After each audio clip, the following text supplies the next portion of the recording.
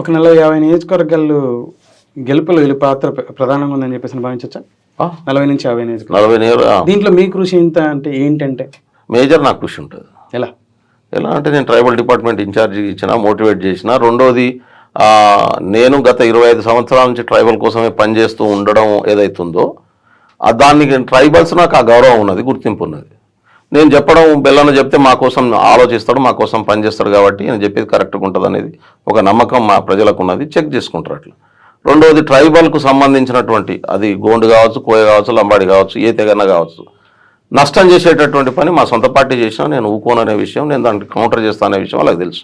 రాహుల్ గాంధీ నాతో దోస్తు first time కూర్చున్నప్పుడు ఇదే మాట అన్నాడు కదా, రేపు నా గవర్నమెంటే వస్తుంది, నేనే ట్రైబల్కి వ్యతిరేకంగా ఒక పాలసీ తీసుకుంటా, ఏం చేస్తామని అడిగిండు. నేను నీతో ఫైట్ చేస్తా అని చెప్పిన. I won't compromise with you at the cost of my people's life. I won't compromise with you. నా ప్రజల జీవితాలని కంటే కూడా నేను కాంప్రమైజ్ అయిపోయాను. హగ్డ్ మీ వచ్చి మంచిగా హగ్ ఇచ్చిండు, చెప్పి ఐఎమ్ అప్రిషియేట్ యూ అన్నాడు. ఎందుకంటే ఆ విషయంలో నేను ఇప్పుడు కూడా చెప్తున్నా, మై ఇంటెన్షన్ ఈజ్, ఇప్పుడు 300 సంవత్సరాలు బతకనికి రాలే, అన్ని వర్గాల కోసం అందరూ పనిచేసే వాళ్ళు ఉంటారు, కానీ ట్రైబల్స్ కోసం పనిచేసేటటువంటి నాయకత్వం ఈ సమాజంలో ఎన్జిఓలు పనిచేసినటువంటి తండాల్ని పంచాయతీ చేయడంలో కానీ, ఇంకా దాదాపు 25 సంవత్సరాల నుంచి LHPS లంబాడి హక్కుల పోరాటం, లంబాడులకు ఎక్కడైనా ఏమన్యాయం జరిగినా మన ఫెడరేషన్ చాలా ఫైట్ చేయడం జరిగింది. నిన్న టికెట్ రానప్పుడు కానీ ఇంకా చాలా సందర్భాల్లో జాతి ఎందుకు మిమ్మల్ని ఇంకా ఓన్ చేసుకోలేకపోతాం, జాతి అంతా ఓన్ చేసుకొని ఒక దశలో రాకపోతే మరి ఎందుకని జాతి బయటకు వచ్చి రావాల్సిందని చెప్పేసి అని అడగాలి కదా. దాన్ని ఎందుకు రావాలి అంటున్నా. అదే తప్ప అంటున్నాను నేను రానియలే. అట్లా ఎట్లా వస్తుంది నాకు? మీరు ఇటు తప్పది, పార్టీ తీసుకున్నది ఒక నిర్ణయం తీసుకున్న దాన్ని గౌరవించాలి మనం. నన్ను కొన్ని 100,000 మంది ఫోన్లు చేశారు, మేము వస్తాం, ధర్నా చేస్తాం, అది చేస్తాం, ఇది చేస్తాం. నో, ఇప్పుడు ఇవాళ నేను ఎందుకు అంటున్నా అంటే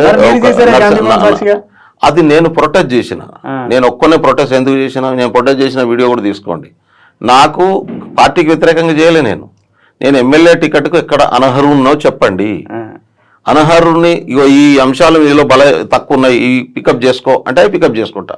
ఎందుకంటే నెక్స్ట్ టైం కూడా ఇదే సమస్య వస్తుంది కదా, ఈ అంశాలు నీలో తక్కువ ఉన్నాయి, నీకు అంటే ఆ క్యాండిడేట్కు బెటర్గా ఉన్నాయి అనే అంశం నేను చెప్తే నాకు బాగుంటుంది అంటే అది మాట్లాడారు నాతో, నాయకత్వం పిలిచి చాలా స్పష్టంగా మాట్లాడారు, అందులో ఏం డౌట్ లేదు.